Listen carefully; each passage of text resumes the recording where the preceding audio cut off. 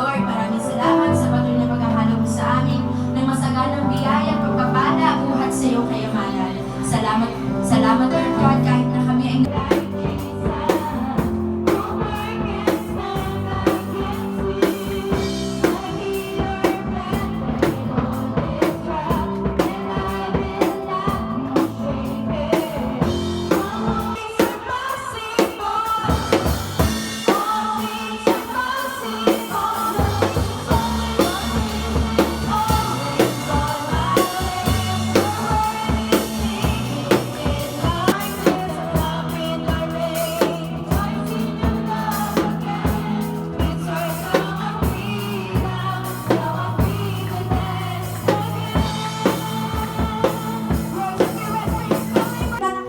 sa Panginoon ng aming puso. Yan naman Lord, narito yung bawat isa sa amin, nakataas ang aming kamay. Lord, pagalingin mo ang aming puso na sugatan, Panginoon. Na sa'yo lamang Lord na nagtitiwala at umaasa sa iyong kakayahan. As come on, hallelujah.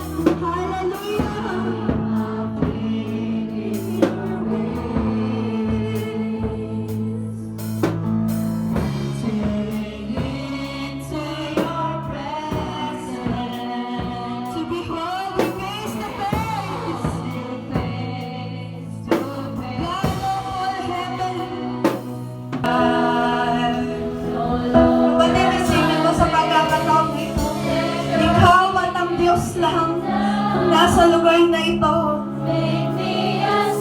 Ano man yung pinagdaraanan mo, ibigay mo sa Diyos. Ikaw lamang, O Diyos, ang masigit na nakatatalos ng lahat ng bagay. Kaya minsan pa, Panginoon, kausapin mo ang bawat isa sa amin. Na uuwi kami pinagpala mo, Panginoon. Puno ng maraming bagay at karangyaan. Sa madaling sabi, meron siyang isang anak. Yung anak na yon, binibigay niya lahat ng luho, lahat ng gusto, pero wala siyang panahon at oras sa kanyang anak. Wala ang pagbabago ng isang Kristiyano ay hindi po instant. Ito po ay pagbabago araw-araw. The more we seek our God. Be a genuine Christian. Huwag ka maging isang relihiyoso lang. Yung a-attend ka ng paglinggo, pagtapos uwi ka na. Wala na lang. Puso mo malayo sa akin!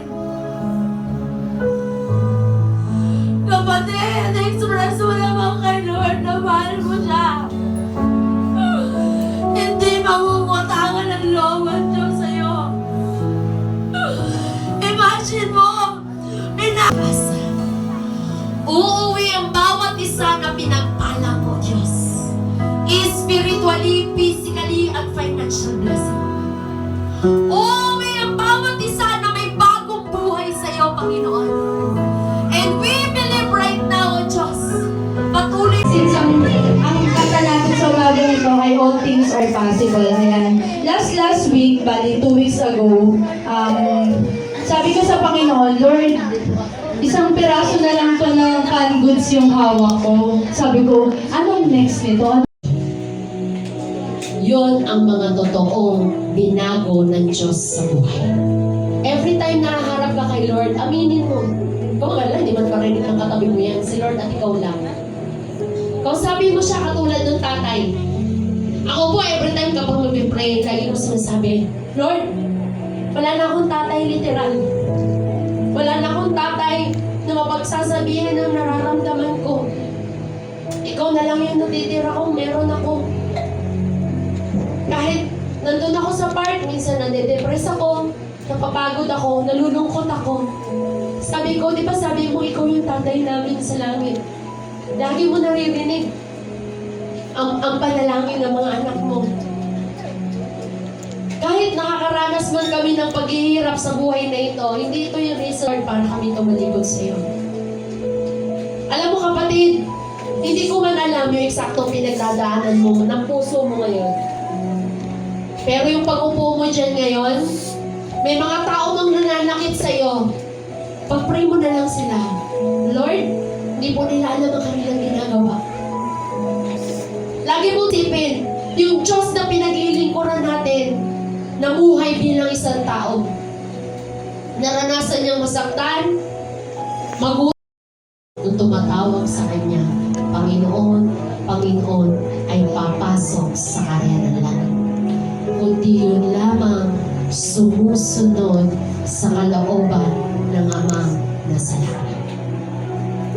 Pipiliin niya sa sanlibutan kung sino ang genuine Christian na nananatili kay Lord anuman ang kalagayan ng bansa. Kapatid, magulo na ang mundo, huwag mo nang sabayan. Habang magulo ang mundo, ito ang panahon mo para ikaw ay magbalik loob sa Diyos. Habang gumagawa ng kasamaan ng mundo, ito ang panahon mo para gumawa ng kabutihan. Ano sabi ng Panginoon? Ako ang Alpha at Omega, ang huli at ang wakas. Babalik ako sa isang pagkakataon at kukuhanin ko ang mga anak ko na may malilinis na kasuotan. Hindi yung bagong libo. Ang tawag ko? Reseta niya. Kaya sabi ko, bibili ako ulit sa susunod. Tapos, nung time na yun, nag-check up naman kami ni Jerwin nung nakaraan. Punta kami sa, papuntang Tongko. Papunta doon sa may Jollibee, diretso.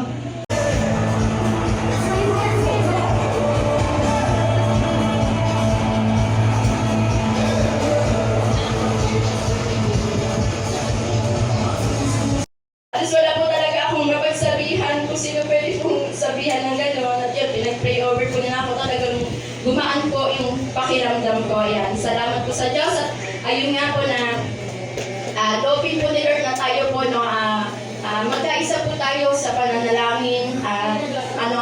Inaaniyahan ko rin po kayo na mahalaga po talaga na umattend po tayo sa discipleship. Kasi nung nakaraang Sunday nga po, Lord, ngunit ito ang pinagdaramdam ko sa iyo. Nalalagig ka na sa akin. Hindi mo na ako mahal tulad ng dati. At yun nga po, totoo nga po yun.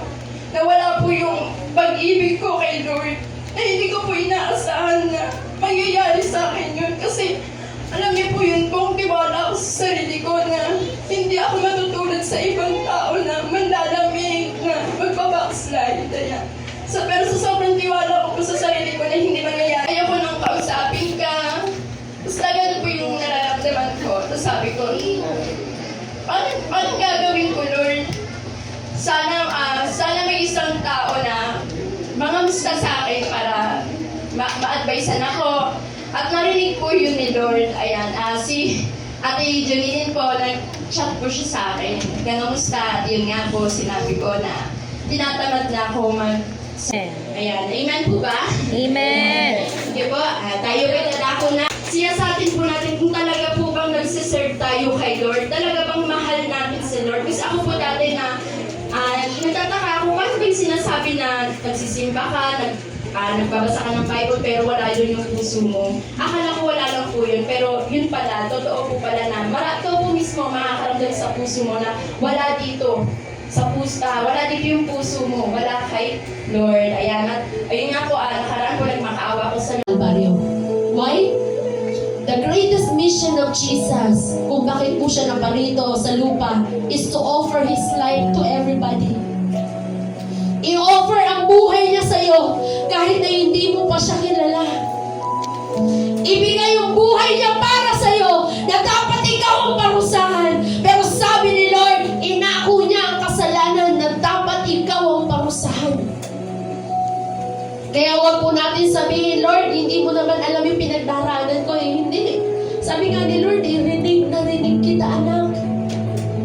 But the problem is, there is part in your heart na meron kang hindi totally nire-repent sa akin. Ngayon kapatid, magpakilanman. Minsan pa, O Diyos, pinasasalamatan ka namin sa dakong lugar nito upang parangalanan yung dakilang pangalan, O Diyos. Lord, we pray right now na punuin mo po, O Diyos, ng banal mong presensya kapag sulok ng lugar nito. And we invite your holy presence right now na ang bawat salitang aming mapapakinggan sa pagkakataong ito, Panginoon,